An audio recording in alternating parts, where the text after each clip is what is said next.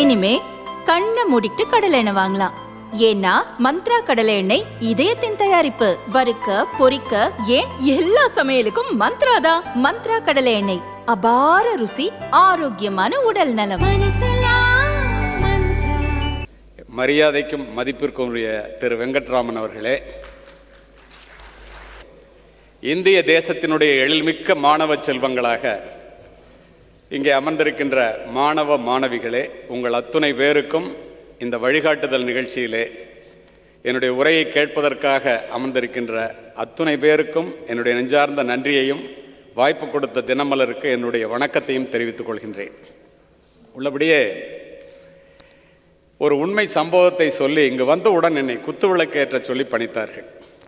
என்னுடைய நெஞ்சத்திலே நிழலாடிய ஒரு உண்மை சம்பவத்தை பதிவு செய்து பிறகு என்னுடைய உரையை தொடர வேண்டும் என்று நினைக்கின்றேன். அதற்கு காரணம், அது உங்கள் அத்துணை பேருக்கும் மிகவும் உபயோகமானதாக இருக்கும், அதில் மாற்று கருத்தில்லை.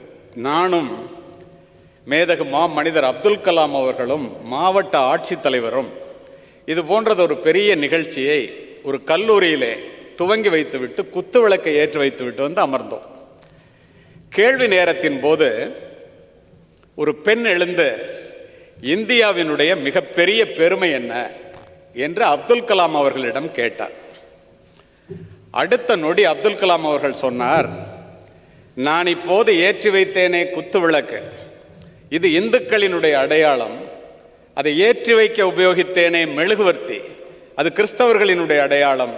ஏற்றி வைத்த நானோ ஒரு இஸ்லாமியன். இந்த வேற்றுமையில் ஒற்றுமைதான் இந்தியாவினுடைய மாபெரும் சிறப்பு என்றார். சொல்லி முடிக்கிறதுக்குள்ளேயே புரிஞ்சுக்கிறீங்க, கற்பூரம் மாதிரி மகிழ்ச்சி. ஜாதி மதங்களை பாரோம் உயர் ஜென்மம் இத்தேசத்தில் எய்தினராயின் வேதியராயினும் ஒன்றே அல்ல வேறு குலத்தினராயினும் ஒன்றே என்று சொன்னவன் பாரதி. அதனால் நீங்கள் என்ன வேலைக்கு போனாலும் எனக்கு கொடுக்கப்பட்டிருக்கின்ற தலைப்பு சிவில் சர்வீஸ் எப்படி நீங்கள் பாஸ் பண்ணலாம், ஏன் சிவில் சர்வீஸ் பாஸ் பண்ணணும், இங்கே வந்து என்ன சப்ஜெக்ட் படிக்கணும், ப்ரிலிமினரினா என்ன, மெயின்னா என்ன, டைரக்ட் இன்டர்வியூனா என்ன, அதை பற்றிலாம் பேசுகிறதுக்கு நீங்கள் கூகுளில் போட்டாலே தெரிஞ்சிடும். நிறைய பேர் இருக்காங்க. எதுக்காக ஒரு கலெக்டராகவோ ஒரு எஸ்பியாவோ ஆகணும், எதற்காக, அது நம்மளால் முடியுமா? கிராமப்புறத்திலிருந்து மத்தியதர வர்க்கத்தை சேர்ந்த இங்கு அமர்ந்திருக்கின்ற உங்களால் முடியுமா என்ற சந்தேகம் உங்களுக்கு இருக்கிறது அல்லவா? அது ஏன் செய்யணும், அதுக்கு என்ன செய்யணும், இதற்காக தான் என்ன கூப்பிட்டுருக்காங்க. இந்த இடத்துல ஒரு முக்கியமான ஒன்றை சொல்லி நான் என்னுடைய உரையை துவங்குகின்றேன். எல்லாரும் பெற்றோர்களோடு உட்காந்துருக்கிறீங்க. +2 முடிச்சுட்டு கல்லூரியில் காலெடுத்து வைப்பதற்காகவும் கல்லூரியில் முடிச்சுட்டு அல்லது வேலைக்கு போகணுங்கிற நோக்கத்தோடு இருக்கிறவர்களையும் சில பேரை பார்க்குறேன். அருமை மாணவர்களே, இந்த நிலையில் இந்த அரங்கத்தில் பள்ளிப்படிப்பை முடித்து கல்லூரியில் காலெடுத்து வைப்பதற்கு தயாராக நீங்கள் ஆனதற்கு இந்த இந்தியாவிலே அல்லது தமிழகத்திலே படிக்க வேண்டும் என்று மனம் இருந்தும் பணம் இல்லாத காரணத்தினால் அல்லது குடும்ப சூழ்நிலை காரணமாக படிப்பதற்கே வாய்ப்பில்லாத ஆயிரக்கணக்கான இளைஞர்களை நான் ஒரு முன்னாள் காவல்துறை அதிகாரியாகவும் இந்நாள் ஒரு நாடறிந்த பேச்சாளனாகவும் தொடர்ந்து பார்த்து கொண்டே இருக்கின்றேன். உங்களுக்கு இந்த வாய்ப்பு கிடைத்ததற்கு அடிப்படை காரணம் என்ன? உங்களுடைய மதிப்பெண்களா, அறிவா, ஆற்றலா, திறமையா?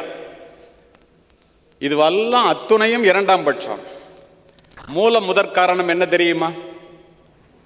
வெயிலிலும் மழையிலும் பனியிலும் குளிரிலும் ஏன் வயலிலும் வரப்பிலும் விழுந்து புரண்டு பட்ட காயங்களையும் தழும்புகளையும் தாங்கிக் கொண்டு தனக்கு கிடைக்காத கல்வி தன் பிள்ளைகளுக்கு கிடைக்க வேண்டும், தான் அடையாத உயரத்தை தன் பிள்ளைகள் அடைய வேண்டும், தான் வாழாத வாழ்க்கையை தன் பிள்ளைகள் வாழ வேண்டும் என்று முதுகெலும்பொடிய பாடுபடுகின்ற தந்தையையும் முழு வயிறு காணாமல் உன்னை வளர்க்கின்ற தாயையும் நீ பெற்றிருக்கின்ற காரணத்தினால் இந்த நிலையிலே இன்று அமர்ந்திருக்கிறாய் என்பதை வாழ்க்கை முழுவதும் மறந்துவிடாது.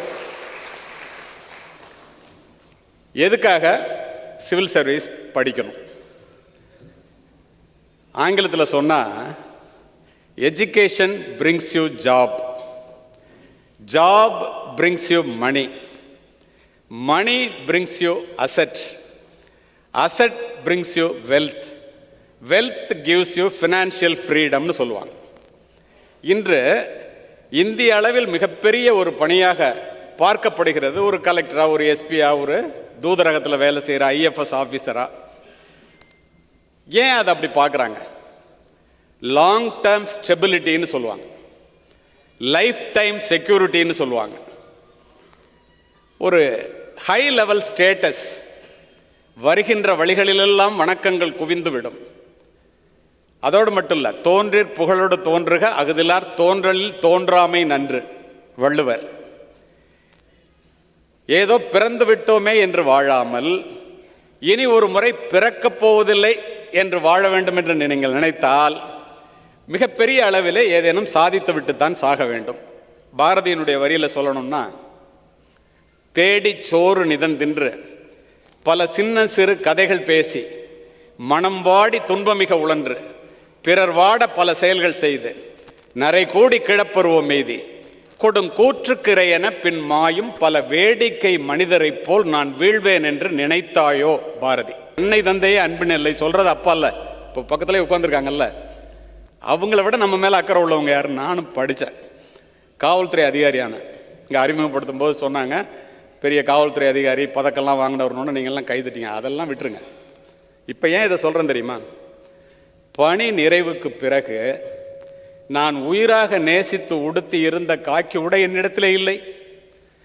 நான் வாங்கிய பதக்கங்கள், உயிரை பணயம் வைத்து gallantry medal, president gallantry medal, ஜனாதிபதி அப்துல் கலாம் அவர்களிடம் வாங்கிய அந்த பதக்கம் கூட என்னுடைய மார்பகத்தை அலங்கரிக்கவில்லை. ஆனால் மாணவ செல்வங்களே, என் தந்தை சொன்னதைப் போல நான் படித்த கல்வி மட்டும் என்னிடத்திலேயே இருக்கின்ற காரணத்தினால் உலகம் முழுவதும் சென்று உரை நிகழ்த்துகின்றேன். இன்று உங்களிடம் உரை நிகழ்த்தி கொண்டிருக்கின்றேன். இப்போ என்ன தெரிஞ்சுக்கணும்? கல்லூரிகள் என்பது கல்வி கற்பதற்கான இடமே ஒழிய காதலிப்பதற்கான இடம் அல்ல என்பதை மனதிலே முதலிலே பதிய வைத்துக் கொள்ளும். ஒழுங்கா நீ படித்து வாழ்க்கையில் பெரிய ஆள் ஆனா உன்னை காதலிக்கிறதுக்கு 100 பேர், கல்யாணம் பண்ணிக்கிறதுக்கு 1000 பேர். நீ அதை விட்டுட்டு படிக்கிற நேரத்தில் மாற்றி செஞ்சேன்னா வாழ்க்கையிலே கடைசி வரை வாழ்க்கையிலே சிரமப்பட்டு துன்பத்தை சுமப்பவர்களாகவே இருந்து விடுவீர்கள். மிகப்பெரியது ஒரு வாய்ப்பை இந்த தினமலர் உங்களுக்கு ஏற்பாடு செய்திருக்கிறது. இதை புரிந்து கொண்டு செயல்பட வேண்டிய மிகப்பெரிய வாய்ப்பு உங்களுக்கு இருக்கிறது. இந்த மேடையில் இருக்கிற எல்லாரையும் பாருங்கள், தினமலர் ஆசிரியர், படித்த பெருமகன்கள், நான் உட்படன்னு வச்சுங்களேன், எல்லாரும் இந்த மேடைக்கு ஏன் வந்திருக்கோம்? கண்ணுக்கு முன்னாடி சொல்கிற உதாரணத்தையே சொல்கிறேன், அதுதான் உங்கள் மனசில் பதியும். எதுக்காக மேடைக்கு அழைக்கப்பட்டிருக்கோம்? பெரிய கோடீஸ்வரர்கள் என்பதால் அல்ல. பின் என்ன காரணம்? என்னன்னு சொல்லட்டுமா? எக்குடி பிறப்பினும் யாவரே ஆயினும் அக்குடியில் கற்றோரை மேல் வருகவென்பர். அறிவுடை ஒருவனை அரசனும் விரும்புவான். அரியாசனத்தில் இருப்பவர்களிடம் சரியாசனம் தருவது கல்வி. மன்னரும் மாசர கற்றோனும் சீர்தூக்கின் மன்னரில் கற்றோன் சிறப்புடையோன். மன்னர்க்கு தன் தேசமல்லால் சிறப்பில்லை, கற்றோர்க்கு சென்ற இடமெல்லாம் சிறப்பு. உண்டாலே யோசிச்சு பாருங்க. இப்பதான் சார்ட்ட சொல்லும்போது சொல்லிட்டு இருந்தேன் நான், பெற்றோர்கள் பிள்ளைகளுக்கு ஏழ்மையை சொல்லி வளருங்கள், உங்கள் சிரமத்தை சொல்லி வளருங்கள். பிள்ளைகளுக்கு அதிகமாக சொத்து சேர்த்து வைத்து விட்டு போகின்ற பெற்றோர்களை விட பிள்ளைகளுக்கு சிக்கனமாக வாழ கற்றுக் கொடுத்து விட்டு போகின்ற பெற்றோர்கள் மேன்மையானவர்கள் என்பதை காவல்துறை அதிகாரியாக பல முறை பார்த்து விட்டேன். எங்கள் அப்பா என்னை அழைச்சிக்கிட்டு 300 ரூபா பணத்தை எடுத்துகிட்டு சென்ட் ஜோசப் காலேஜில் சேர்க்க போனேன். கிராமப்புறத்து மாணவர்களே, ரொம்ப அமைதியாக கேட்குறீங்க, அதனால அதெல்லாம் சொல்கிறேன். மார்க்கை பார்த்தா, அப்போல்லாம் எஸ்எஸ்எல்சி, இப்போ நீங்கள் +2 படித்து முடிச்சிருக்கிற மாதிரி, பிரிட்டோன்னு ஒரு பெரிய பிரின்சிபல் இருந்தார். ரொம்ப அற்புதமான மனிதர், மிகப்பெரிய கல்லூரி, அப்துல் கலாம் சார் படித்த காலேஜ். மார்க்கை பார்த்தோன்னா உனக்கு அட்மிஷன் தர்றேன்ட்டார். பக்கத்தில் ரெக்டர்னு ஒருத்தர் உட்காந்தார். எந்த ஊர்ரா அப்படின்னு கேட்டார். நான் தஞ்சாவூர் மாவட்டத்தில் போதலூர் சார்னு. அங்கேருந்து வந்து திருச்சியில் எப்பட்றா படிப்பேன், ஹாஸ்டலில் சேர் அப்படின்னாரு. நான் எங்கள் அப்பாவை திரும்பி பார்த்தேன். 3 மூட்டை நெல், 1 மூட்டை நெல் 100 ரூபா, 3 மூட்டை நெல் போட்டு 300 ரூபா எடுத்துகிட்டு காலேஜில் சேர்க்க போயிருக்காங்க. பார்த்தாங்க, எங்கள் அப்பாவை பார்த்தோன்னா எவ்வளவு ஹாஸ்டல் ஃபீஸ்னு பரிதாபமாக கேட்டாங்க. 30 ரூபா ஒரு மாதத்துக்கு அப்படின்னு. கட்ட முடியாது எங்கள் அப்பாவால், எனக்கு தெரியும். வேண்டாப்பா அந்த காலேஜு, நம்ம போகலாம் ஏதோ கோட்டெல்லாம் போட்டுட்டு பேசுகிறேன்னு பெரிய ஆள்லாம் நினச்சிக்காதீங்க. உங்களை விட மோசமான குடும்பத்திலேருந்து, ஏழ்மையான குடும்பத்திலேருந்து வந்தவன் நான். உங்களால் முடியும்னு நீங்கள் மனசில் படணும், முடியும்னு தெரிஞ்சுக்கணுங்கிறதுக்காக இதை சொல்கிறேன். மரங்கள் அடர்ந்த சென்ட் ஜோசப் கல்லூரி வளாகத்தை பார்த்து கொண்டு கண்ணில் நீருடன் வெளியேறியவன் போய் எங்கள் அம்மாட்ட சொன்னேன். கொடிது கொடிது வறுமை கொடிது அதனிலும் கொடிது இளமையில் வறுமைம்பாங்கல்ல, அம்மா மதிப்பெண் மார்க் இருந்துச்சுமா, பணம் இல்லாதனால படிக்க முடியல. எங்கள் அம்மா சொன்னாங்க, டே சரபோஜி காலேஜில் போய் படுறா. எந்த காலேஜில் படித்தான்னா, வறுமை சிறுமை இல்லைப்பா, நம்மகிட்டலாம் ஒரு திறமை இருக்குன்னாங்க. அதை அப்படியே சொல்லி படித்தேன். என்ன நடந்தது தெரியுமா? காரணத்தோடு இந்த பதிவு. பணம் இல்லாத காரணத்தினால் மதிப்பெண்கள் இருந்தும் எந்த கல்லூரியிலே என்னால் படிக்க முடியவில்லையோ, அதை போல நூற்றுக்கணக்கான கல்லூரிகள் இருக்கின்ற திருச்சி மாவட்டத்திற்கே மாவட்ட கண்காணிப்பாளராக மாறி அந்த கல்லூரியிலே 3 முறை முக்கிய விருந்தினராக சென்று லாலி ஹால் என்று சொல்லக்கூடிய அப்துல் கலாம் அவர்கள் அதிகமாக பேசிய அந்த ஹாலில் அதே பிரின்சிபல் அதே ரெக்டர் இருக்கும்போது முக்கிய விருந்தினராக 3 முறை சொல்லி உரை நிகழ்த்தி இருக்கின்றேன் என்றால் படிப்பை தவிர, கல்வியை தவிர வேறு என்ன இருக்க முடியும் சொல்லுங்க. யோசிங்க. இதை எதற்காக இந்த இடத்துல பதிவு செய்கின்றேன்? மிக அற்புதமான வாய்ப்பு உங்களுக்கு கிடைத்திருக்கிறது. இந்த வாய்ப்பை இந்த கல்லூரியில் நீங்கள் பயன்படுத்தி கொண்டால் வாழ்க்கை முழுவதும் சிறக்கும். அதுக்கு என்ன செய்யும்? இப்போ என்ன படிக்க போறீங்கன்னு கேட்டோம்னா எல்லாரும் கை தூக்குனீங்க. நான் பார்த்தேன். ஏழ்மையை சொல்லி வளருங்கன்னு உங்கள்கிட்ட சொன்னேன்ல. இந்த கல்லூரியில் இடம் கிடைக்கலன்னொன்னே தஞ்சாவூரில் மன்னர் சரபோஜி அரசு கல்லூரியில் சேர்க்கறதுக்கு எங்கள் அப்பா அழைச்சிட்டு போகிறாங்க. மெடிக்கல் காலேஜ் பஸ் ஸ்டாண்டில் போய் பஸ் நிற்கிது. எங்கள் அப்பா படிக்காதவங்க. மெடிக்கல் காலேஜ் எது, ஆர்ட்ஸ் காலேஜ்லாம் தெரியாது. அப்போல்லாம் 7 மெடிக்கல் காலேஜ் தான். 3000 ரூபா இருந்தால் காலேஜ் மெடிக்கல் டாக்டர் ஆயிரலாம் எனக்கு இருந்த மார்க்குக்கு. எங்கள் அப்பா சொன்னாங்க, டே 3000 ரூபா இருந்தால் உன்னை கலெக்டர் ஆகிக்கலாம், உன்னை டாக்டர் ஆக்கிடலான்டா. ஆனால் என்கிட்ட 300 ரூபா தான் இருக்குது, அங்கேயே சீட்டு தர மாட்டேன்ட்டான். எனக்கு அப்போ தான் தெரியுது இவங்க என்ன டாக்டர் ஆகணும்னு நினச்சிட்டு இருந்தாங்கன்னு. என்னுடைய எண்ணம் காக்கி உடையன் இந்த காவல்துறை அதிகாரி ஆகணும் என்பது அது வேறு. ஆனால் என்ன பண்ணாங்கன்னா, தம்பி இங்கேயே நின்றுடா, உன்னை தான் நான் டாக்டர் ஆக்க முடியல, இந்த மருத்துவக் கல்லூரியினுடைய சுவற்றையாவது, அவங்க வார்த்தையில் சொல்லணும்னா செவுத்தையாவது தொட்டு பார்த்துட்டு வர்றேன்ப்பா நின்றுன்னு சொல்லி போய் மெடிக்கல் காலேஜ் செவுத்தை தடவி தடவி தொட்டு பார்த்துட்டு வந்தாங்க. ஆடி போய்விட்டேன். இதை ஏன் இப்போ பதிவு செஞ்சேன் தெரியுமா? நானும் என்னுடைய மனைவியும் என் தந்தை எந்த மாதிரியான வறுமையிலே எப்படிப்பட்ட ஒரு நிகழ்ச்சியை செய்தார் என்பதை மெடிக்கல் காலேஜ் செவுத்தை தொட்டு பார்த்துட்டு வந்தாங்கடா. என்னுடைய பிள்ளைகளிடம் சொல்லி சொல்லி வளர்த்த காரணத்தினால், அத்துணைக்கும் காரணம் என்னுடைய தந்தை. இன்று என்னுடைய வீட்டிலே முதுகலை முடித்த 4 மருத்துவர்கள், நான் ஒரு மருத்துவமனைக்கு சொந்தக்காரன் என்றால் அத்துணை பெருமைக்கும் காரணம் எங்கள் அப்பா அம்மா பட்ட கஷ்டத்தை நான் உணர்ந்து படித்தது, என் பிள்ளைங்க உணர்ந்து படித்தது. நீங்கள் அது மாதிரி படிக்கணுமா இல்லையா? ஏன் படிக்கணும்? வாளினுடைய கூர்மையும் நூலினுடைய கூர்மையும் மட்டுமே இந்த நாட்டை ஆள்கிறது, தெரியுமா உங்களுக்கு? காலப்போக்கிலே வாளினுடைய கூர்மை முனைமழுங்கி, நூலினுடைய கூர்மை, நூல் என்று சொல்லுவது புத்தகங்களை, நூலினுடைய கூர்மை மட்டுமே விஞ்சி நிற்கின்றது. கூர்தீட்டப்படாத எதுவுமே முனைமழுங்கி போய்விடும். நம்முடைய மூளையும் அவ்வாறு. நம்முடைய மூளை கூர்தீட்டப்பட வேண்டும் என்றால் படிக்கின்ற காலத்திலே பாட புத்தகங்களை தாண்டி, இப்பெல்லாம் நீங்கள் பள்ளிக்கூடத்தில் படிக்கிறதுக்கு கற்றுத்தர்றாங்க. கல்லூரிக்கு சென்றவுடன் நீங்கள் கற்றுக்கொள்வதற்காக படிக்க வேண்டும். அது என்ன படிக்கிறதுக்காக, கற்றுக்கொள்வதற்காக படிப்பது? பின்னாடி என்னன்னு சொல்கிறேன்.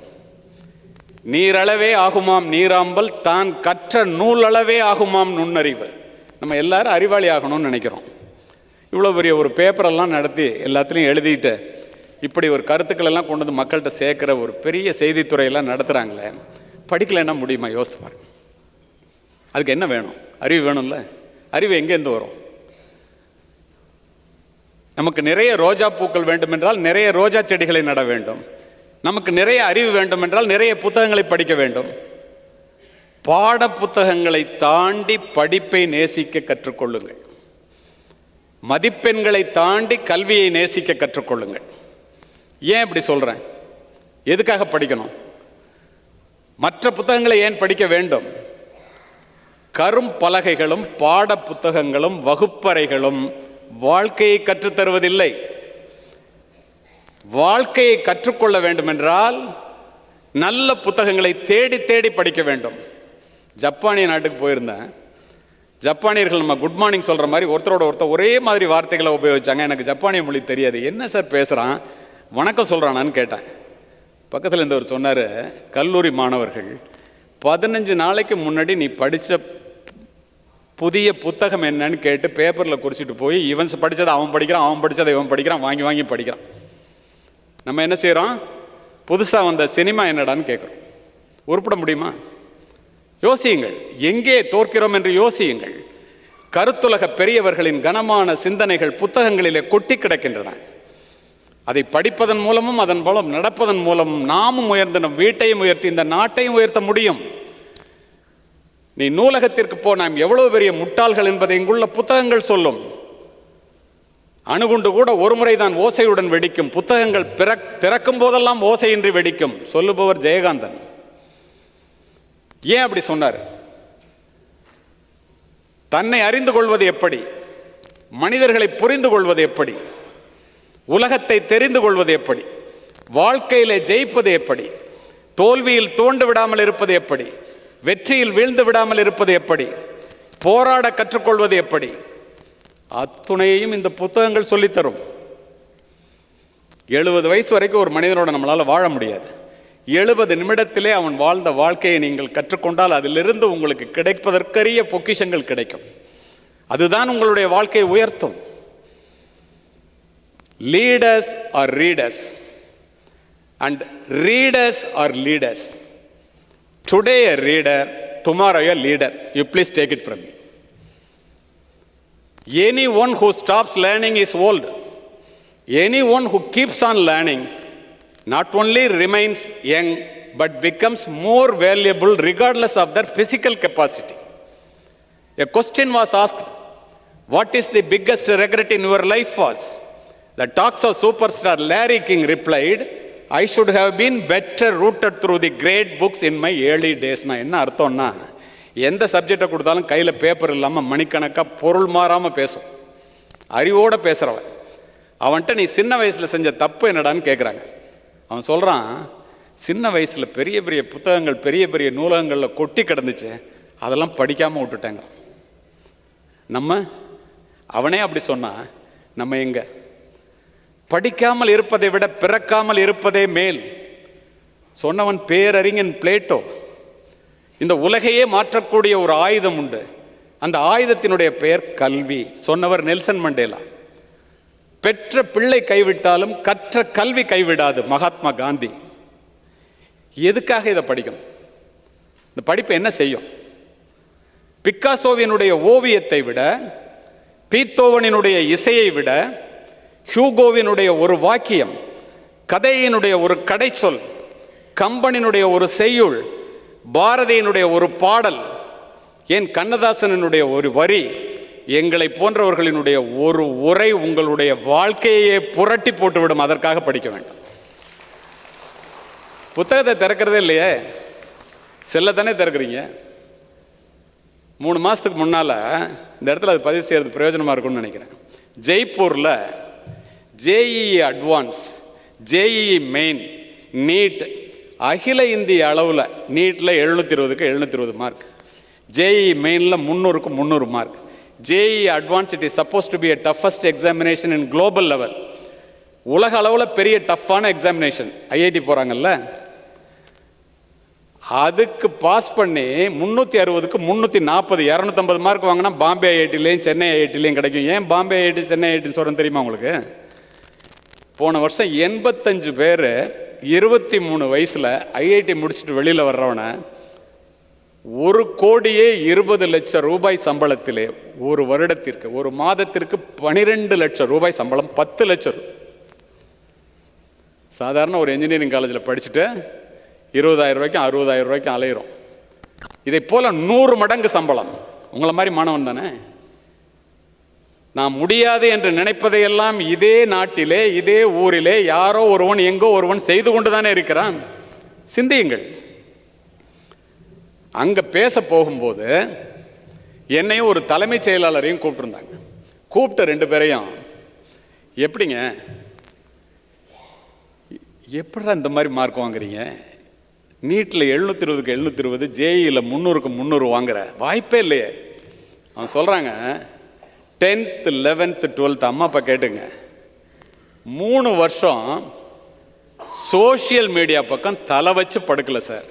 செல்ஃபோனை பார்க்கவே இல்லை சார். பட்டன் ஃபோன் தான் சார் வச்சுருக்கோம்.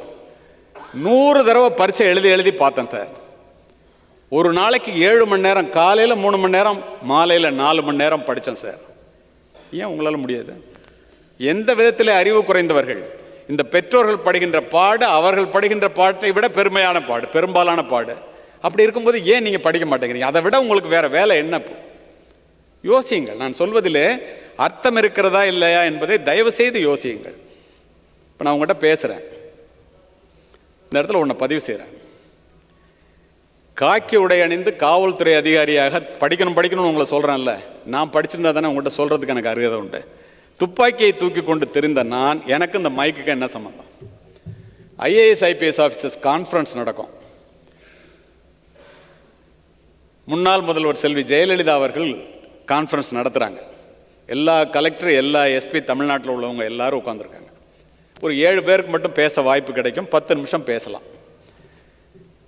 அப்போ ஆஷிஷ் வச்சானின்னு ஒரு கலெக்டர் இருந்தார், நான் SP. Law and order subject நீங்கள் பேசுங்க கலிமூர்த்தி இருந்தார். நான் எந்திரிச்சு பேசினேன். பேசிட்டு உட்காந்தேன்.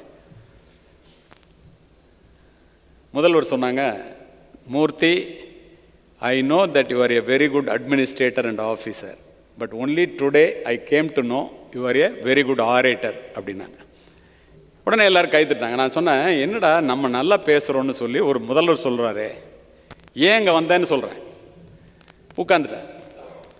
ஆட்சிகள் மாறின, காட்சிகள் மாறின. முத்தமிழறிஞர் கலைஞர் வந்து சீஃப் மினிஸ்டர். இதே மாதிரி ஐஏஎஸ் ஐபிஎஸ் கான்ஃபரன்ஸ் நான் திருச்சி எஸ்பியாக வந்து அட்டன் பண்ணுறேன். சவுண்டையான்னு கலெக்டர் 2 பேரும் உட்காந்துருக்கோம். அப்போவும் எனக்கு பேசுகிறதுக்கு வாய்ப்பு கிடைக்குது. நான் ஒரு முடிவோடு போயிருந்தேன், தமிழில் பேசணும். 7 நிமிஷம் பேசினேன். பேனாவை இப்படி எழுதிட்டு இருந்தவர் பேனாவை வச்சுட்டு இப்படி கண்ணாடி வச்சு இப்படி பார்த்தார். சரி கவனிக்கிறாருன்னு தெரிஞ்சுக்கிட்டு 10 நிமிஷத்தில் முடித்தேன்.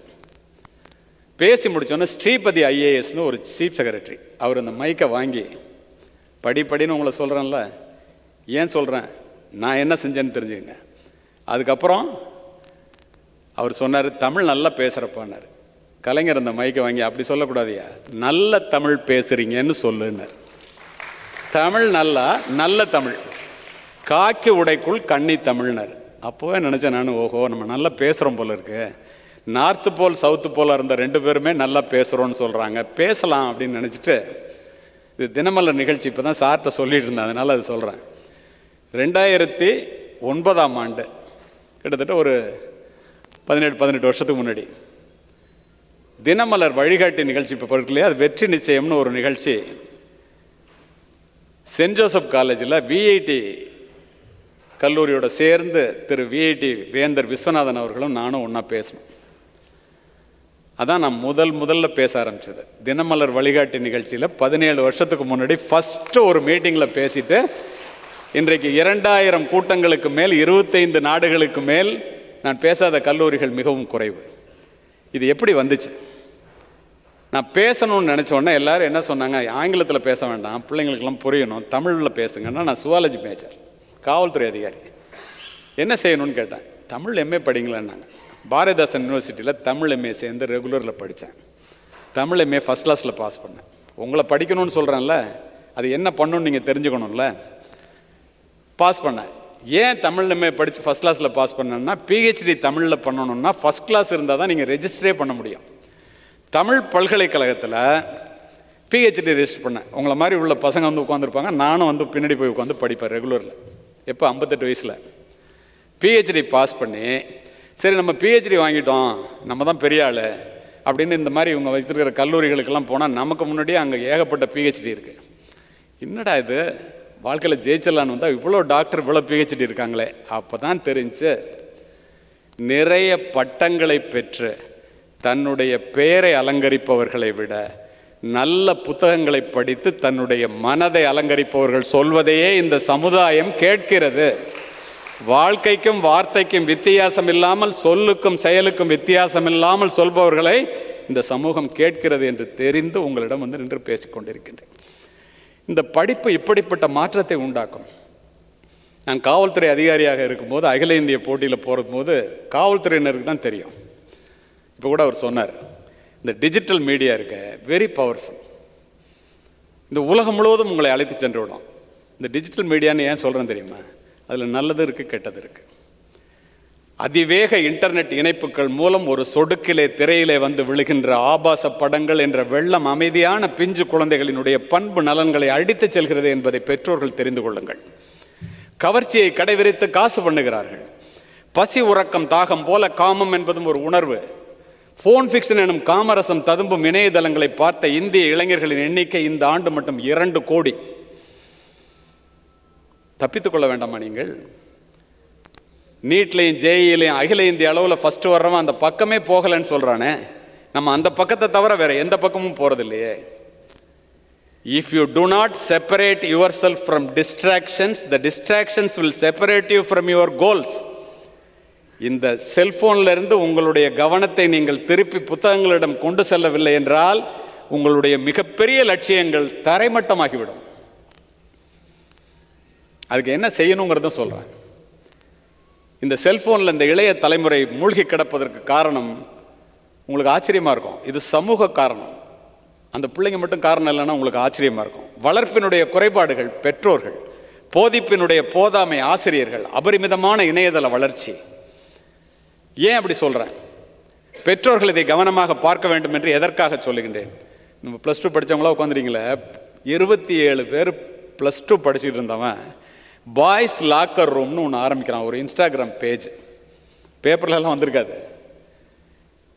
அத்துணை பெண்களினுடைய அசிங்கங்களும் அதில் அரங்கேறுகிறது. பொள்ளாச்சி சம்பவத்தை போல ஒரு சம்பவம் நடந்து விடுவதற்கு காரணமாக அமைகின்ற நேரத்தில் ஒரு ஸ்கிரீன்ஷாட் லீக் ஆயிடுச்சு. டெல்லி காவல்துறை விழித்து கொண்டது 3 வருஷத்துக்கு முன்னாடி. இரவோடு இரவாக 27 பேரையும் போலீஸ் ஸ்டேஷனுக்கு தூக்கிட்டு போயிட்டான். அங்கே நடந்த சம்பவம். 54 பெற்றோர்கள் கண்ணீரும் கம்பளையுமாக காலை 6 மணிக்கு காவல் நிலைய கதவுகளை தட்டுகிறார்கள். என் பிள்ளை போட்ட பேப்பரில் வந்துடக்கூடாது, பேர் வந்துடக்கூடாது, கல்யாணம் ஆகாது, பாஸ்போர்ட் கிடைக்காது. எப்போ? கண் கெட்ட பிறகு சூரிய நமஸ்காரம். நல்லதும் இருக்குது, கெட்டதும் இருக்குது. நல்லதுக்கு எவன்லாம் யூஸ் பண்ணுறானோ, you may be active in social media, not personally but professionally.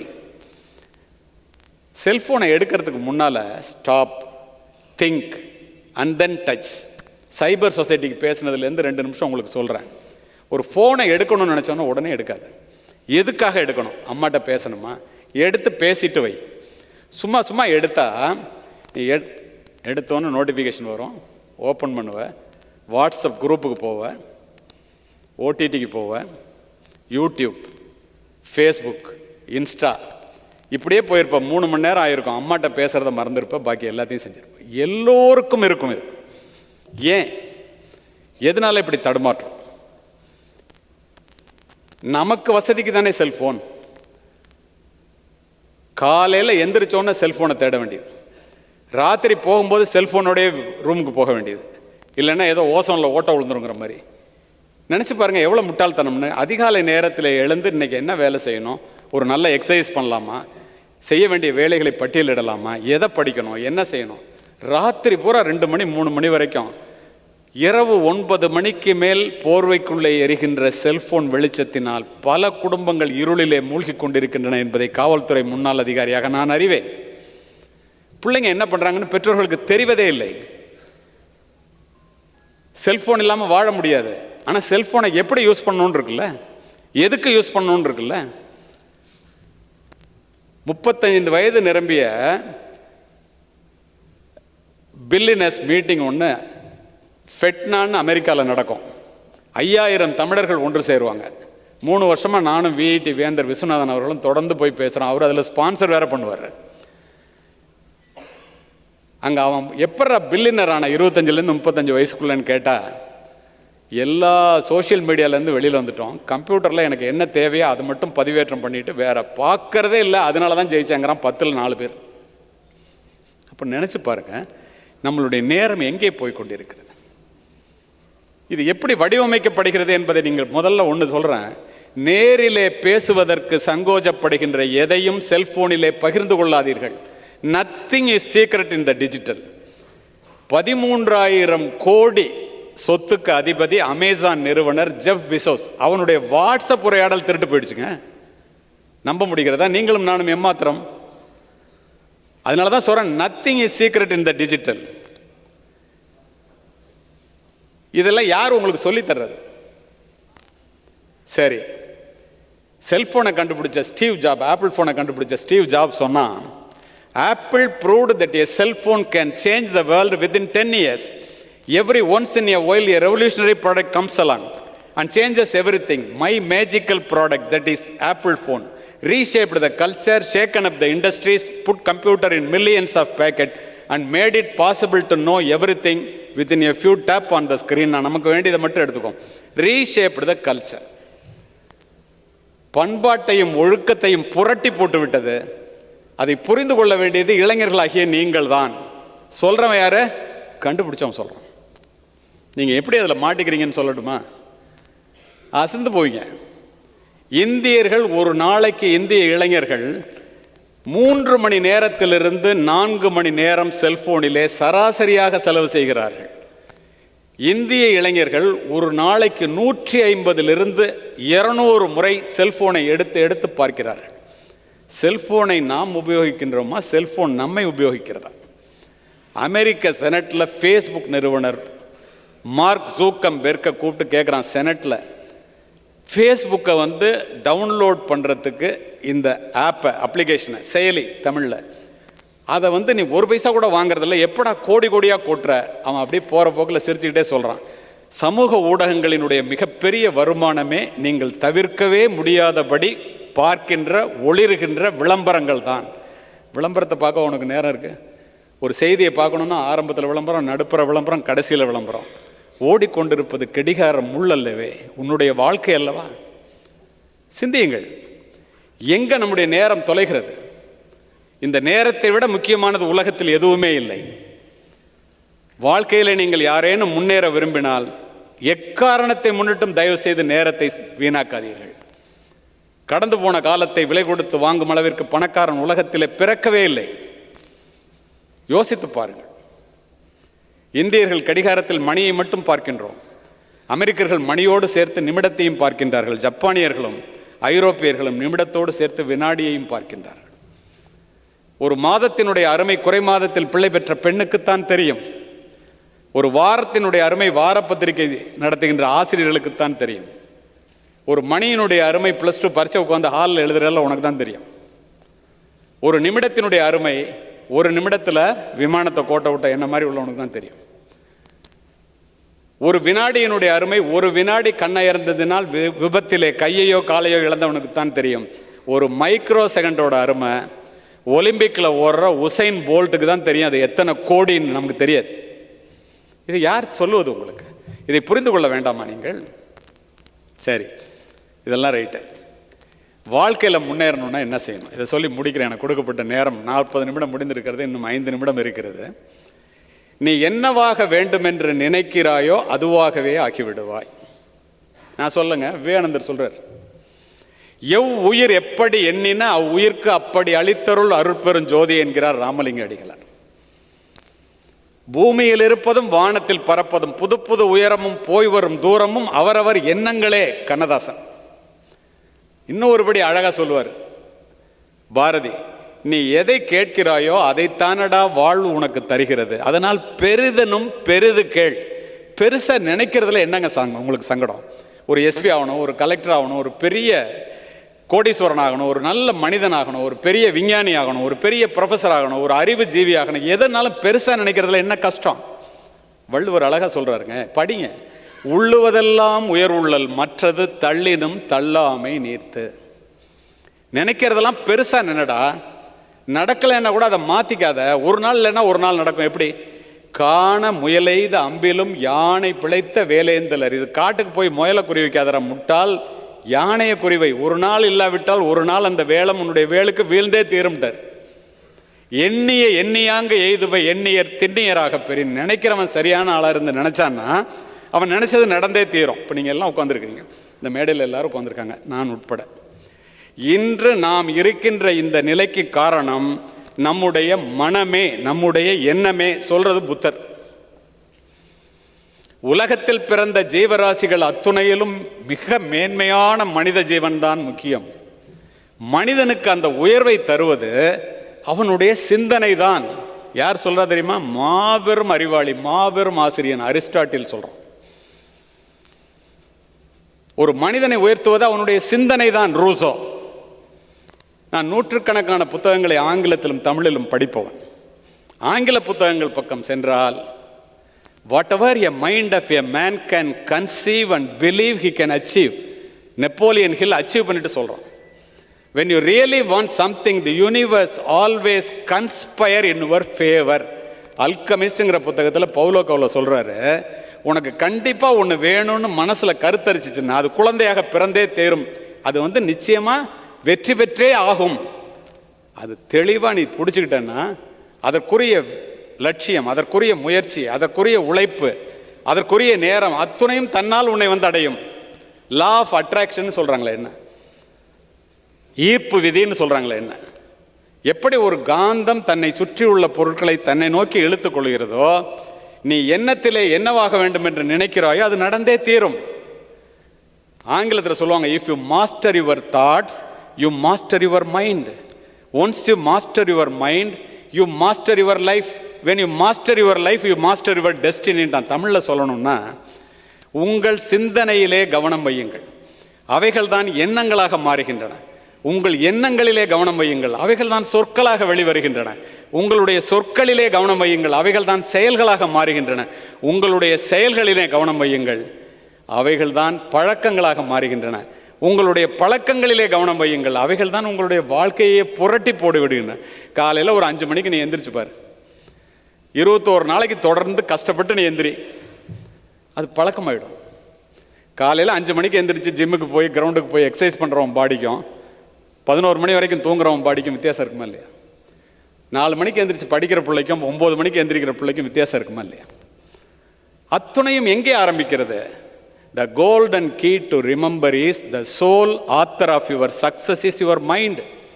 அத்துணைக்கும் காரணம் உன்னுடைய எண்ணமே. உங்களுக்கு ஒரு உதாரணத்தை சொல்கிறேன். எஸ்ஆர்எம் காலேஜில் ஐஏஎஸ் ஐபிஎஸ் அகாடமி ஆரம்பித்தாங்க. அதில் பேசுகிறதுக்கு என்னை கூப்பிட்டுருந்தாங்க. நான் தொடர் மீட்டிங்கில் பேசிகிட்டு இருந்ததுனால நான் நேராக வந்துடுறேங்கன்னு சொல்லிட்டு 10 மணிக்கு ஃப்ளைட்டு திருச்சியில் ஏறி இங்கே இறங்கி நேராக மீட்டிங் ஹால் போகிறேன். காட்டான்குளத்தூர் எஸ்ஆர்எம் மீட்டிங் ஆரம்பிக்கிற நேரம் கரெக்டாக நான் உள்ளே நுழைகிறேன். காரணத்தோடு இந்த பதிவு. ஒரு பொண்ணு சன்கிளாஸ் போட்டுக்கிட்டு உட்காந்துருக்கு. நான் இன்விடேஷனை கூட பார்க்கல, அங்கே போனோன்னு கொடுத்தாங்க. வாங்கி பார்த்தா பினோ ஜெபின் ஐஎஃப்எஸ் அப்படின்னு இருந்துச்சு. நான் போய் உட்காந்துட்டேன். ஃபஸ்ட்டு என்ன பேச சொல்லிட்டாங்க. நான் பேசிட்டு உட்காந்தேன். அந்த பொண்ணு என்னை பற்றி எல்லாம் சொல்லுது. அந்த பொண்ணை யாருன்னே எனக்கு தெரியல. வெட்கி தலை குனிந்து போகிறேன். ஏடா இவ்வளவு சொல்கிறாங்க நம்மளை பற்றி, இந்த அம்மா யாருன்னே தெரியலையே.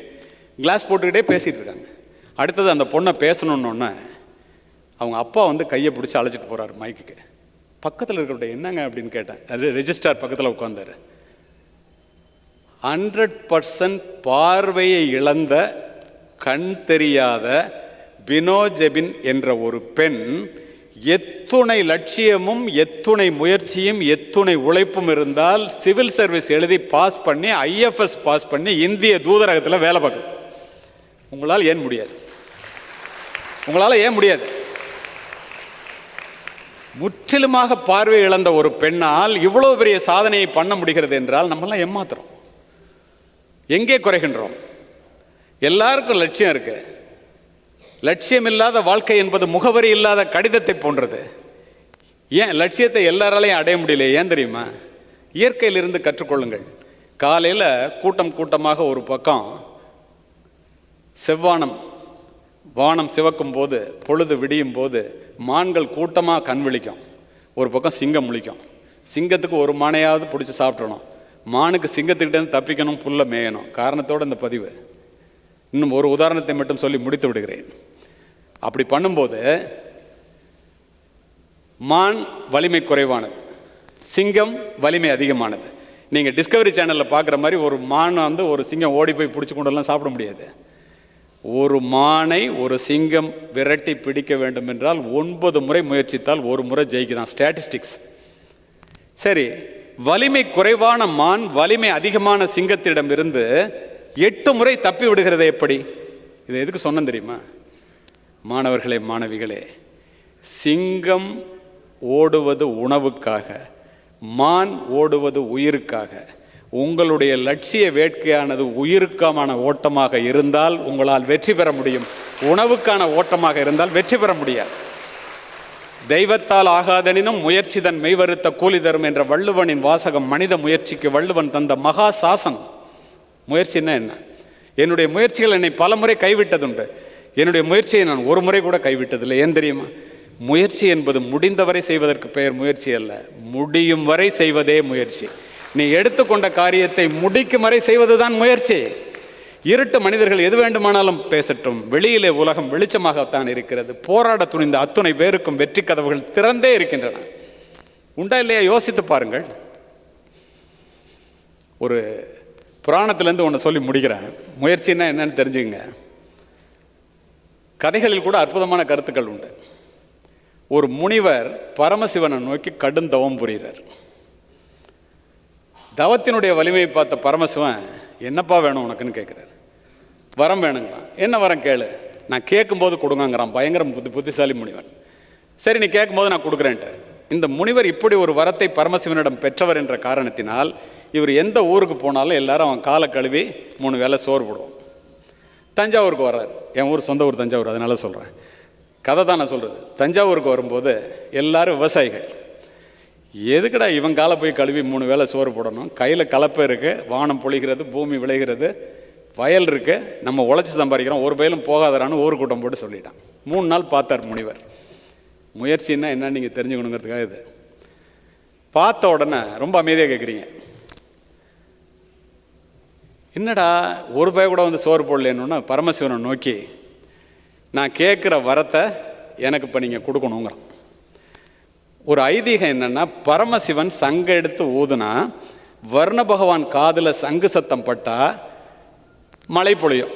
இது ஒரு ஐதீகம். சங்கு ஊதுனா சங்கு சத்தம் வர்ண பகவான் காதில் பட்டால் மழை பெய்யும். இவன் தான் தஞ்சாவூரில் பாதிக்கப்பட்டானா. உடனே பரமசிவன்கிட்ட கேட்குறான், தஞ்சாவூருக்கு மழையே பெய்யக்கூடாது. கொடுத்த வரத்தை காப்பாற்றணும் இல்லையா? சங்கு எடுத்து ஓரமாக வச்சுட்டார் வர்ண பகவான். தஞ்சாவூருக்கு மழை இல்லை. பயெல்லாம் வெடிச்சு போச்சு. ஒரு பய கூட உழுவ போக முடியல, ஏன்னா மழை இல்லை. ஒருத்த மட்டும் தொடர்ந்து போய் உழுதுகிட்டே இருக்கான். அப்போ நாரதர் கழகம் நன்மையில் முடியும் இல்லையா? நாரதர் பார்க்குறாரு, என்னடா வயலில் உழுவுறான், தண்ணி இல்லை, மழையே இல்லை, இவன் மட்டும் ஏன் உழுவுறான்ட்டு கீழே போய், இவனை நாரதர்னு அவருக்கு தெரியாது. நாரதர் போய் அவன்கிட்ட கேட்குறாரு. அவன் சொல்கிறேன், ஏன்டா எல்லாரும் கலப்பையை கொண்டு போய் தொழுவத்தில் வச்சுட்டான், நீ மட்டும் முட்டா போய் ஏன் உழுவுற? மழை தான் இல்லைங்கிறான். அவன் சொல்கிறான், செஞ்ச தொழிலை விட்டவன் கேட்டான், செய்யாத தொழிலை செஞ்சவன் கேட்டான். என்னுடைய தொழில் உழவு தொழில், இதை விட்டால் எனக்கு மறந்து போயிறியா, அதனால நான் தொடர்ந்து உழுதுகிட்டு இருக்கேன்னு அவன் சொல்கிறான். இதை சொன்னோன்னே என்னமா தான் கிளைமேக்ஸை, ஓ அப்படியா, மறந்து போயிடக்கூடாதுங்கிறதுக்காக உழுதுகிட்டு இருக்கியா, செஞ்ச தொழிலை விட்டால் கெட்டுருவோம்ல அப்படின்ட்டு அவர் போயிடுறார். போய் பரமசிவன்ட்ட போய், நீ என்ன இந்த தஞ்சாவூருக்கு மேலேயே இல்லைன்ட்டியான்னு கேட்குறாரு. ஆமாம், அந்த முனிவன் இப்படி ஒரு வரத்தை கேட்டான் முட்டாப்பே, இந்த பேர் சங்கு எடுத்து ஓரமாக வச்சுட்டேன், சங்கு ஊதுனா வர்ணபவன் காதில் விழுந்தா தானே மழை பெய்யும், நான் மழை கொடுக்க முடியாதே, சங்கு ஊதக்கூடாதே, மழை வேண்டான்னு சொல்லிட்டானேன்ட்டு சங்கு எடுத்து ஓரமாக வச்சுட்டேன் பாருங்கிற. உடனே நாரதர் சொல்கிறாரு, அங்கே ஒருத்தன் உழுதுட்டுருக்கான் பாருங்கிறார். பரமசிவன் மேலேருந்து கீழே பார்க்குறார். ஒருத்தன் உழுதுட்டுருக்கான். அவர் கேட்குறாரு, இவன் ஏன் முட்டாப்பே இல்லையா, மழையே பெய்ய போகிறதில்ல, ஏன் உழுதுட்டுருக்கான்? நாரதர் சொல்கிறாரு, அவன் முட்டாளா நம்ம முட்டாளான்னு தெரியலேங்கிறார். ஏங்கிறாரு. இல்லை, நான் அவனை போய் கேட்டேன், செஞ்ச தொழிலை விட்டவன் கேட்டான், செஞ்ச தொழிலை விட்டுட்டா மறந்து போயிடும், மறக்காமல் இருக்கிறதுக்காக நான் உழுதுகிட்டு இருக்கேன்னு அவன் சொன்னான்ட்டு நாரதர் போயிடுறார். சிவபெருமான் யோசித்து பார்த்தார், ஏண்டா நம்ம தொழில் சங்கூதுற தொழிலாச்சே, இந்த பையன் கேட்டால் நம்ம சங்கே ஊதாமல் இருக்கமே, இது ஊதுமா ஊதாதா, ஊதி பார்ப்போன்னு எடுத்து பூன்னு ஊதுனாம் பாருங்க, வர்ண பகவான் மலையை கொட்டிட்டான். தெய்வத்தால் ஆகாதெனினும் முயற்சி தன் மெய்வருத்த கூலி தரும். இந்த பெண்கள் நிறைய பேர் உட்காந்துருக்கிறீங்க. Women are trying to prove that women can do what men can do. Women were not created to do what men can do. Women were created to do what men cannot do. பெண்கள் புரிஞ்சுக்கிட்டீங்க? பெண்கள் ஆண்கள் செய்வதை செய்வதற்காக படைக்கப்பட்டவர்கள் அல்ல, ஆண்களால் செய்ய முடியாததையும் செய்வதற்காக படைக்கப்பட்டவர்கள் பெண்கள். மங்கையராய் பிறப்பதற்கே நல்ல மாதவம் செய்திடல் வேண்டுமம்மா. யார் சொல்கிறா? கவிமணி தேசிக விநாயகம் பிள்ளை. பெண்ணுக்கு ஞானத்தை வைத்தான் புவி பேணி வளர்த்திடும் ஈசன், மண்ணுக்குள்ளே சில மூடர் நல்ல மாதர் அறிவினை கெடுத்தார். பாரதி. மாதர் தம்மை இழிவு செய்யும் மடமையை கொளுத்துவோம். ஏட்டையும் பெண்கள் தொடுவது தீதென்றெண்ணினோர் மாய்ந்து விட்டார், வீட்டிற்குள்ளே பெண்ணை பூட்டி வைத்த விந்தை மனிதர் திளைக விழுந்தார். பாரதி எழுதி கூச்சிட்டார். தெரிவிக்க, ஆண் எனும் அரக்கனாக பிறப்பதை விட பெண் எனும் பெரும் தெய்வமாக பிறப்பதுவே மேல் என்று பதிவு செய்பவர் ஒரு ஆண். பெண்ணின் பெருமை இல்லைன்னா வாழ்க்கை துணைன்னு ஒரு புக் எழுதியிருக்கார், படிங்க. இதையெல்லாம் ஏன் சொன்னேன் தெரியுமா? பெண்கள் உங்களுடைய பெருமையையும் உங்களுடைய திறமையையும் உணர்ந்து கொண்டால் மட்டுமே வாழ்க்கையில் நீங்கள் சாதிக்க முடியும் என்பதற்காக. அத்தி மலரும் அருங்காக்கை வெண்ணிறமும் கத்துப்புணல் மீன்பதமும் கண்டாலும் பித்தரே காணார் தெரியல் கடவுளரும் காண்பரோ மானார் விழியார் மனம். என்ன அர்த்தம் தெரியுமா? பெண்களுடைய பெருமையை ஆண்கள் உணர்ந்துங்க. முதல்ல அத்தி பூவை பார்த்துடலாமா, வெண்ணிற காக்கையை பார்த்துடலாமா, மான் நீரில் நீந்தி போகிற மீன் நீரில் நீந்தி போகும் இல்லையா, அந்த தடத்தை கூட பார்த்துடலாமா? ஞானிகளுக்கும் தெரியாதான், கடவுளுக்கு தெரியுமா இல்லையான்னு சந்தேகமா? எது? மான் போன்ற விழிகளை உடைய மங்கையரினுடைய அறிவையும் ஞானத்தையும் மனதில் உள்ள எண்ணங்களையும் அறிந்தவன் இந்த உலகத்தில் எவனும் இல்லைன்ட்டான். அவ்வளவு திறமைசாலிகளாம் பெண்கள். இந்த இடத்துல ஒரு உதாரணத்தை ஒரே நிமிஷத்தில் சொல்லி முடிக்கிறேன். இது சும்மா சொல்லலை, நான் இங்கே படித்தாங்கல்ல, நீங்களாம் கைத்தட்டினீங்கல்ல, அதெல்லாம் உண்மை சம்பவம். அதில் சொல்லாததையும் சொல்லிட்டு போனால் தானே உண்மை. 3 முறை அகில இந்திய துப்பாக்கி சுடும் போட்டியிலே தங்கப்பதக்கம் பெற்றவன் நான், தமிழகத்திற்காக. இதை ஏன் பதிவு செய்கிறேன் தெரியுமா? இப்போ நான் சொன்னதை கேட்டால் நீங்கள் கைதட்ட மாட்டீங்க. 4வது முறை நான் தங்கப்பதக்கம் பெறுவேன் என்று இந்த தமிழக காவல்துறை என்னை தேர்வு செய்து அனுப்பியது திரு வால்டர் தேவாரம் அவர்கள், டீம் மேனேஜர். லக்னோ, நாசிக், காஷ்மீர் 3 இடத்துல தங்கப்பதக்கம் வாங்கினவன். 4வது போட்டி ஜம்முவில் நடக்குது. உங்களுக்கு புரிகிற மாதிரி சொல்லிட்டு முடிக்கிறேன். ஒரு 100 கஜ தூரத்தில் டார்கெட் இருக்கும். 6 ரவுண்டு ஃபயர் பண்ணணும். புல்லில் அடித்தா 5 மார்க், இன்னரில் அடித்தா 3 மார்க், அவுட்டரில் அடித்தா 1 மார்க்.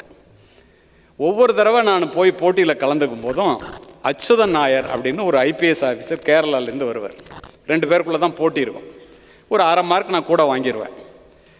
முயற்சிக்கு முன்னால் உள்ள தயக்கமும் வெற்றிக்கு பின்னால் உள்ள மயக்கமும் ஒரு மனிதனுடைய முன்னேற்றத்தை கெடுத்துவிடும் என்பதை எனக்கு சொல்ல ஆளில்லை. ஜெயிக்கும் வரை குதிரை வேகத்தில் ஓட வேண்டும், ஜெயித்த பிறகு குதிரையை விட வேகமாக ஓட வேண்டும் என்று சொல்லித்தர எனக்கு ஆள் இல்லை. அவர் எகத்தாளமாக பார்த்துக்கிட்டு போவேன் நான். இவ்வளவுக்கும் அவர் கோல்டு மெடல் வாங்கியிருக்காம சில்வர் மெடல் வாங்கியிருப்பார். தலையை கீழே போட்டு பேசாமல் போயிடுவார். மிக அற்புதமான மனிதன், என்னோட வயது கூடானவர். 4வது தடவை போகும்போது எல்லோரும் நாக் அவுட் சிஸ்டத்தில் அவுட்டு. நான் ஃபைனலுக்கு வந்திருக்கேன். எங்கே அச்சுதன் நாயர்னு வழக்கம் போல் கேட்குறேன். அங்கே இருக்கிறவங்க சொல்கிறாங்க அவர் ரிட்டையர்ட் ஆகிட்டார். எனக்கு ஒரே மகிழ்ச்சி. நான் சொல்கிறது 50 வருஷத்துக்கு முன்னாடி. ஒரு பொண்ணு 6 அடி உயரத்தில் வந்து, பெண்களை பற்றி சொல்லி முடிக்கிறேன்ல, என்கிட்ட கேட்குறாங்க, நான் தான் உங்களோட சுட போகிறேன். எனக்கு ஒரே ஆச்சரியம். 50 வருஷத்துக்கு முன்னாடி நான் ஒரு நாளைக்கு 25 ரவுண்டு ப்ராக்டிஸ் பண்ணிட்டு இருந்தவன், 3 தடவை தங்கப்பதக்கம் வாங்கினவன். இந்த பொண்ணு நம்மளை ஜெயிச்சிருமா? எகத்தாலாம், திமிர். டாஸ்லாம் வேண்டாம், நான் முதல்ல சுடுறேன்ட்டேன் ஜட்ஜிக்கிட்ட. அந்த பொண்ணு இந்த மாதிரி உட்காந்து சுடுங்கன்னுச்சு. நான் சுட்டேன். 6க்கு 5 ரவுண்டு புல்லு, 1 ரவுண்டு இன்னர். வால்டர் உட்பட, தேவாரம் சார் உட்பட சொல்கிறாங்க. இப்போ ஒரு 3 டு மெரினான்னு ஒரு புத்தகம் எழுதியிருக்காரு. அதில் என்னை பற்றி ஒரு பக்கம் அந்த இன்சிடென்ட் எழுதியிருக்காரு. அவர் வந்து, நீ தாண்டா ஜெயிப்ப உட்காருனார். நான் வந்து உட்காந்துட்டேன். அந்த பொண்ணு போணுச்சு, ஒரே மூச்சில் சுட்டுச்சு. அதுக்கும் 6க்கு 5 புல்லு. நீ போய் அதை பாடுறான்னார் டார்கெட்டை. என்னுடைய துப்பாக்கி குண்டுகள் துளைத்ததை விட அந்த பெண்ணினுடைய துப்பாக்கி குண்டுகள் துளைத்தது மிகவும் நெருக்கமாக இருந்தது. குரூப்பிங்னு சொல்லுவோம். என்னடா இவ்வளோ ஷார்ப்பாக சுட்டிருக்கே அப்படின்னு சொல்லிட்டு நினச்சிக்கிட்டே வரும்போது ஜட்ஜு கேட்டார், ஈக்குவல் மார்க் டாஸ் போட்டுடலாமான்னார். உடனே எஸ்ன்னு. ஏன் தோத்தா டாஸில் தோத்தோன்னு சொல்லிக்கலான்னு அப்போவே தெரியும் எனக்கு. உடனே அந்த பொண்ணு சொன்னிச்சு, mister Kaliyamurthy, this is not a game of skill, this is not a game of chance, it's a game of skill. சீட்டு குளிக்க போட்டுலாம் எடுக்கிறது இல்லைடா, திறமையின் அடிப்படையில் முடிவு செய்கிறது. உனக்கு திறமை இருந்தால் வா திரும்ப சுடலான்னு. முடியாதுன்னு சொல்ல முடியுமா? ஒத்துக்கிட்டேன். நான் தானே முதல்ல சுடணும். 10 ரவுண்டு கொடுத்துட்டார் ஜட்ஜு. திரும்ப டை ஆகிடக்கூடாது. உலகத்தில் உள்ள தெய்வங்கள் எல்லாத்தையும் வேண்டிட்டு நான் ஒரே மூச்சில் 10 ரவுண்டை சுடுறேன். 9 ரவுண்டு புல்லு, 1 ரவுண்டு இன்னர். என் ப்ராக்டிஸில் கூட சுட்டது கிடையாது. எல்லா ஐபிஎஸ் ஆஃபீஸர் நீ தாண்டா ஜெயிப்பங்கிறேன். வந்து உட்காந்தேன். அந்த பொண்ணு 10 ரவுண்டு ஒரே மூச்சில் சுட்டுச்சு. 10க்கு 10 புல். நான் தோற்று போய்விட்டேன். இனிமேல் தான் கிளைமேக்ஸை. துப்பாக்கி தூக்கி கீழே போட்டேன். அந்த பொண்ணு தொடச்சி கொடுத்துட்டு ஒரு சல்யூட் அடிச்சிச்சு. நான் எந்திரிச்சு 4 சல்யூட் அடிக்கணும் உனக்குன்னு. அந்த பொண்ணு என்ன சொன்னிச்சு தெரியுமா? இப்படிலாம் உணர்ச்சி வசப்பட்டு சீன் போட வேண்டாம் நீங்கள். இன்னும் உங்களுக்கு ஷாக் இருக்குது. நான் யார் தெரியுமா? 3 முறை உங்களிடம் தங்கப்பதக்கத்தை பறிகொடுத்த அச்சுதன் நாயரினுடைய மகள் நான் என்ற. கடைசியிலேருந்து எந்திரிச்சு வர்றாரு அச்சுதன் நாயர். நான் தலையை கீழே போட்டு வெளியில் வந்தேன். இங்கு அமர்ந்திருக்கின்ற எல்லோரும் எல்லாமும் பெற வேண்டும். உங்களிடத்தில் இல்லாத நிலை வேண்டும். வாழ்க்கை என்பது ஒரு சாதாரண ஒன்றாக தயவு செய்து நினைத்து விடாதீர்கள். பிறப்பு ஒரு சம்பவமாக இருக்கலாம், இறப்பு ஒரு சரித்திரமாக இருக்க வேண்டும். நீ ஏழையாக பிறந்தது உன்னுடைய தவறல்ல, நீ ஏழையாகவே இறந்தால் அது உன்னுடைய தவறு. வெறுங்கை என்பது மூடத்தனம், விரல்கள் 10 மூலதனம். வாய்ப்பிற்கு நன்றி, வணக்கம்.